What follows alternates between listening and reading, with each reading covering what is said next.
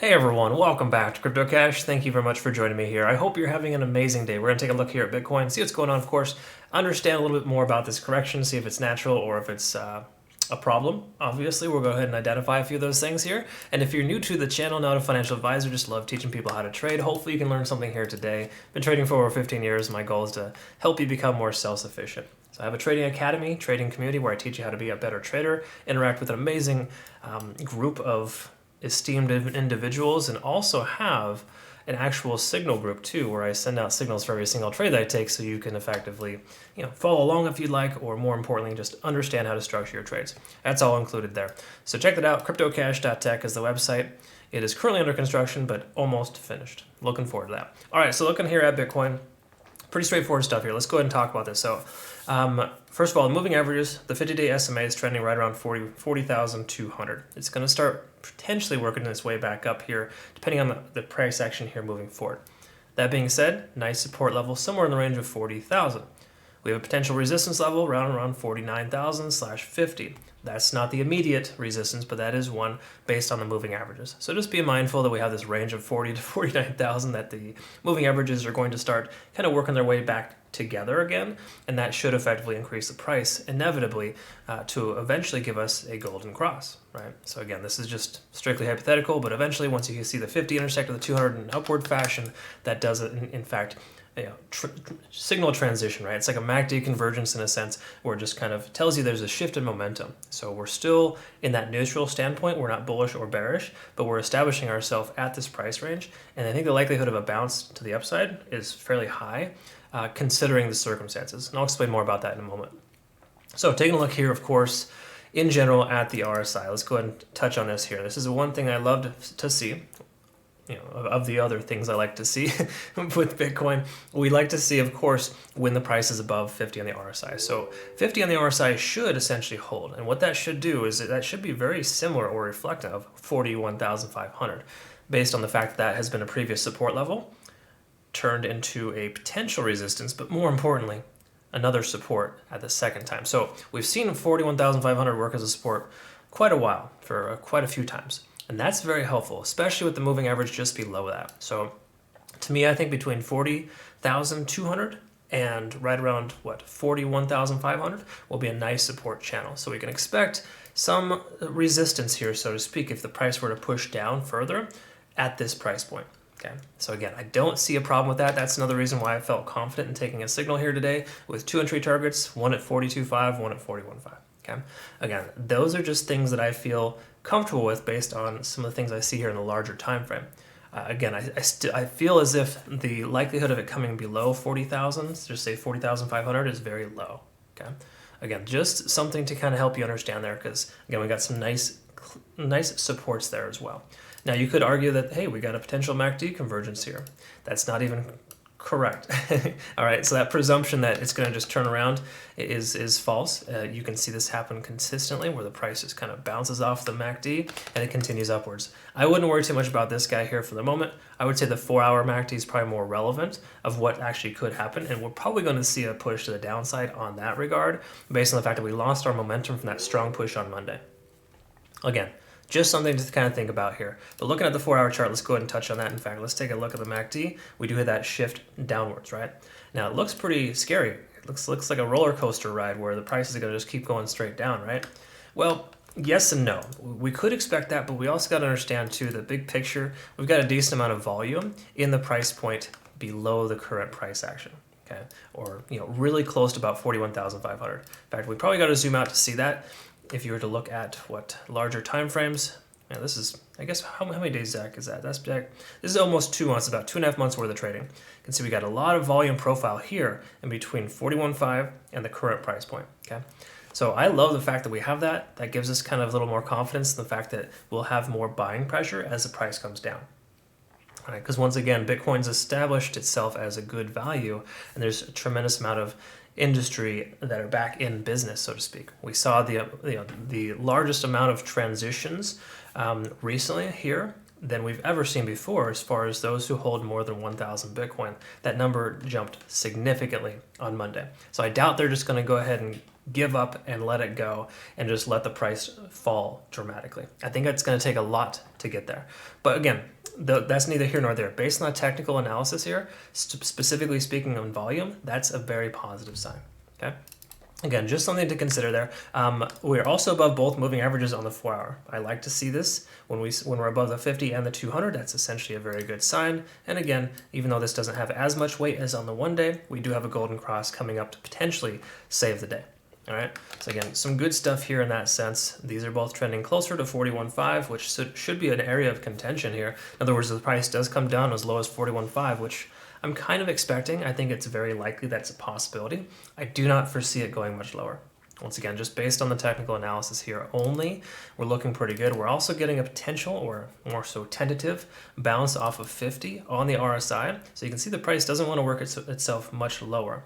Now keep in mind, RSI is more relevant on the 1 day than it is the 4 hour as far as the overall sentiment, right? So us being up over 50 on the RSI on the 1 day is, in my opinion, a little bit more important than the 4 hour. The 4 hour moves faster, right? It's a faster average, and it does have a tendency of telling you what the shift of momentum is. But we were up over 70 on the RSI recently, okay? That's that continuation play that we saw. That's perfectly normal, but now that we're down below that, it has to kind of relax and consolidate closer to this level. So I do feel as if 42.5 could be a nice little consolidation area for us. Potential leg down again, but also potential for just the price to come right back up to 43.4 and or higher. Okay, all right. So again, those are some likelihoods, of course. I do not foresee the price coming straight down from here unless there's some crazy nonsense. And even if we were to, we'll just dollar cost average our way into it. It's perfectly fine. Again, heaven forbid, some of those signals that I just sent out recently get stopped out. They're fairly tight. They're non-leveraged, all right? And just so you know, the reason why I'm not sending out leverage trades right now is because we haven't established our bottom yet. We want to consolidate a little closer to support and ensure that's going to hold first, right? There's no harm in essentially adding, to your position or taking a couple of positions now with the anticipation of the price bouncing, because all the technical data here is telling us that we're still in pretty safe territory, all right?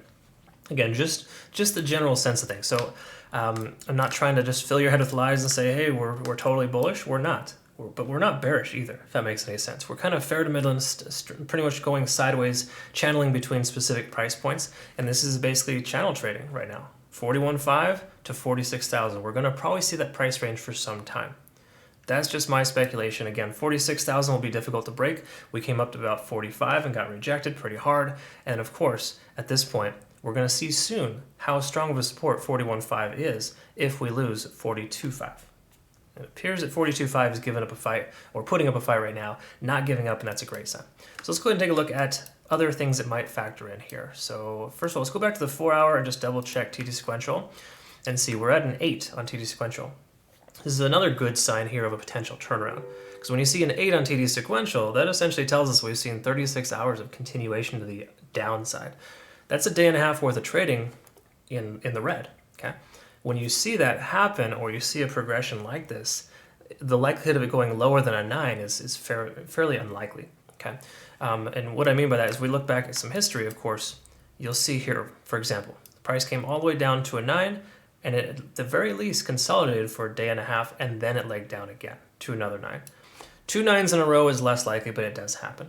Okay, so I'm not saying that if we hit a 9 right now, it's just automatically going to return back up.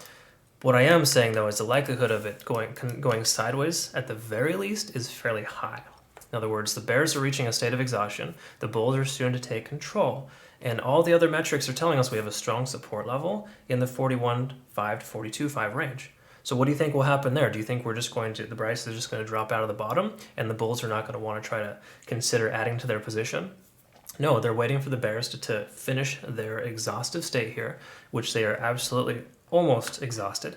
And at this point, I would expect a turnaround within the next, 4 to 12 hours, somewhere in that range. And once more, just to clarify, turnaround doesn't exactly mean we're just going to bounce and go straight up from here. We might consolidate for 24 hours and then leg up slowly over the weekend. I expected this red day to come tomorrow, not today, because traditionally speaking, when you have a strong green week, Fridays are strong sell-off days based on the market being open. The whales essentially taking their profits from the week. but it looks like they've slowly been taking their profits for the last 24 hours.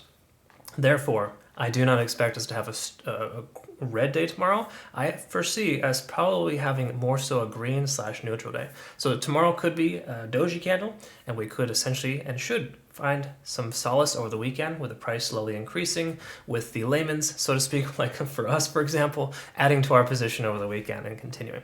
Again, fear, uncertainty, and doubt is neutral right now. So again, we shouldn't expect like a strong push to the upside, but I do think we're going to put up a fight here soon, and we're just about there. Okay, so that's a good start there on the 4 hour. I love to see that on TD sequential. Not much to note on the 1 hour. That is kind of null and void for the moment. Not enough data, essentially. Let's go and take a look at Ichimoku Cloud, and this is going to kind of give us a muddled signal. This does kind of tell us potentially that a short position could be advantageous. And what I mean by that is that we're still within the cloud, so technically speaking, we haven't broken through the cloud, but just, a couple more hours of consolidation will be there, right? What that would basically do is tell us that the baseline is above the conversion line, which essentially is a short signal, and the lagging span hasn't intersected with any price action. So technically speaking, the price could go down further, right? Based on this metric alone. So on the 1 hour, the Ichimoku Cloud is a pretty conservative indicator, just letting you know that, hey, the bears are in control. That's pretty obvious. They control the last 3 hours here.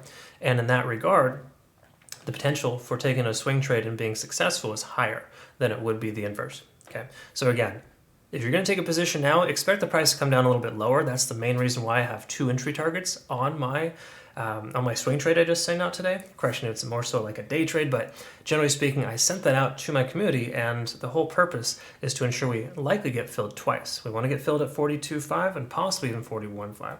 I do expect to come back down lower, but I don't know specifically how much lower it'll go. But I do speculate 41.5 is going to be the absolute bottom. So if we do push even further to 41.5, we'll hit that 9 on TD sequential on the 4 hour here soon.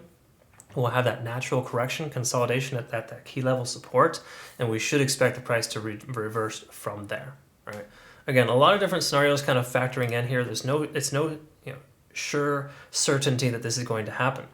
But again, the odds are likely in our favor because we're reaching a state of exhaustion. We're traveling into some key level supports, and overall, we're still over 50 on the RSI on the 1 day.